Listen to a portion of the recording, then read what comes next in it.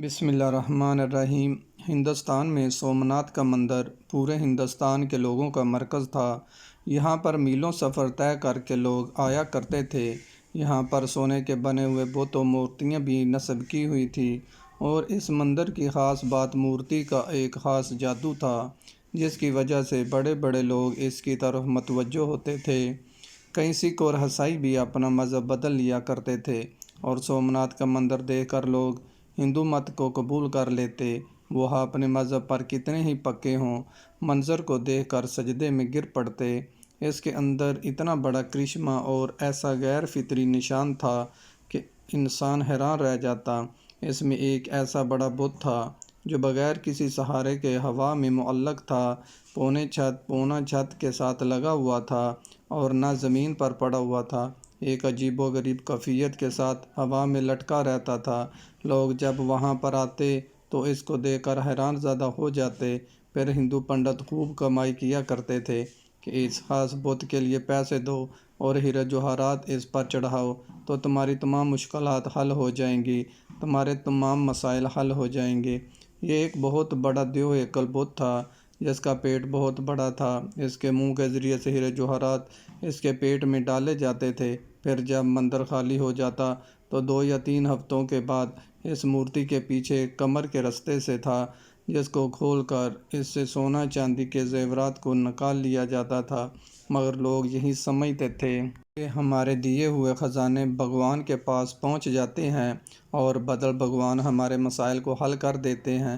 سلطان محمود غزنوی نے اس علاقے کو فتح کیا۔ جب وہ اپنے مفتوحہ علاقے میں اس مندر میں پہنچے تو بلا جھجک بتوں کو پاش کرنا شروع کر دیا۔ بڑی بڑی کلہاڑیوں سے بتوں کو گرایا جا رہا تھا، اور سلطان محمود غزنوی بھی تلوار سے بتوں پر وار کر رہے تھے۔ ابھی آدھا مندر ہی بتوں سے پاک ہوا تھا کہ بقایا کو دوسرے دن پر چھوڑ دیا گیا۔ دوسرے دن تمام ہندوستان کے بڑے بڑے پجاری اور پنڈت مل کر سلطان محمود غزنوی کے پاس حاضر ہوئے اور بڑے اتحاد کے ساتھ، بڑی لجاجت کے ساتھ اور درخواست پیش کرتے ہوئے کہا کہ اس علاقے پر آپ ہی قبضہ رکھیں، مگر ہمارے اس بت کو مت توڑیے۔ اس کے بدلے میں ہم آپ کو پورے ہندوستان کی دولت دینے پر آمادہ ہیں۔ سلطان محمود غزنوی کا ایک وزیر آپ کے قریب آیا اور کہنے لگا، یہ پیشکش بہت بڑی ہے، کیونکہ ہم نے بہت سارے بتوں کو توڑ دیا ہے، صرف ایک بت کو چھوڑ دینے میں کوئی حرج نہیں۔ آپ اس پر ضرور غور کیجیے، کیونکہ جو مال و دولت آپ کو ملے گا، اس سے ہمارے دین اسلام کی حکومت بہت آسانی سے مستحکم ہو جائے گی۔ سلطان محمود غزنوی نے ان پنڈتوں کو کوئی جواب نہ دیا۔ دوسرے دن اپنے ساتھ ماہر طبیب یعنی ماہر سائنسدان البرونی کو لے کر مندر میں پہنچے، کیونکہ آپ اس معمہ کو حل کرنا چاہتے تھے۔ جب آپ وہاں تشریف لے گئے تو بت کو چاروں طرف سے گھوم کر دیکھا۔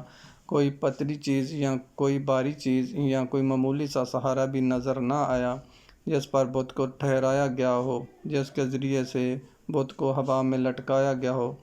سلطان بہت حیران ہوئے اور البرونی کو ذمہ لگایا کہ آپ اس کا معائنہ کریں اور اس کی وجہ ڈھونڈیں کہ اس بت کو ہوا میں کس طرح ٹھہرایا گیا ہے۔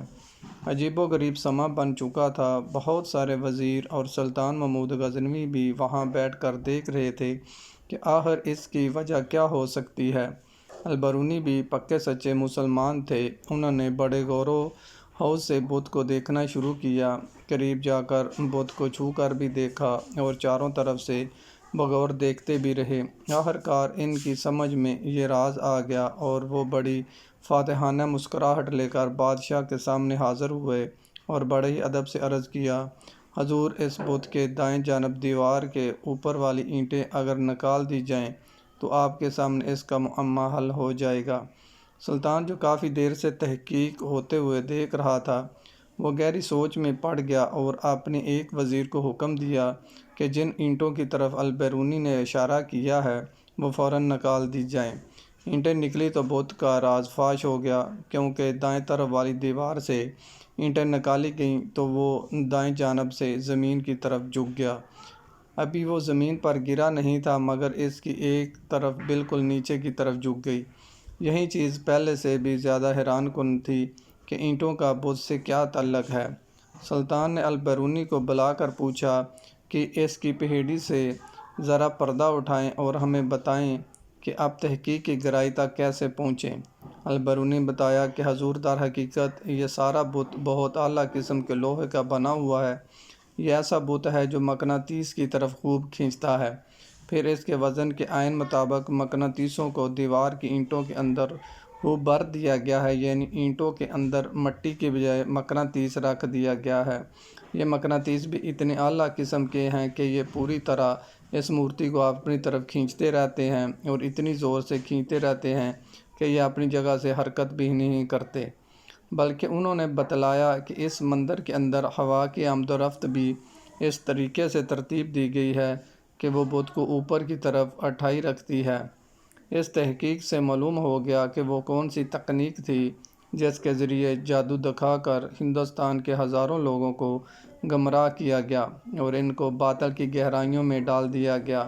سلطان محمود غزنوی نے اس بت کو توڑ دینے کا حکم اور بڑے بڑے طاقتور سپاہیوں کا ذمہ لگایا کہ وہ اپنی پوری طاقت کے ساتھ اس بت ٹکڑے ٹکڑے کر دے، حتیٰ کہ اس کا نام و نشان بھی ختم ہو جائے۔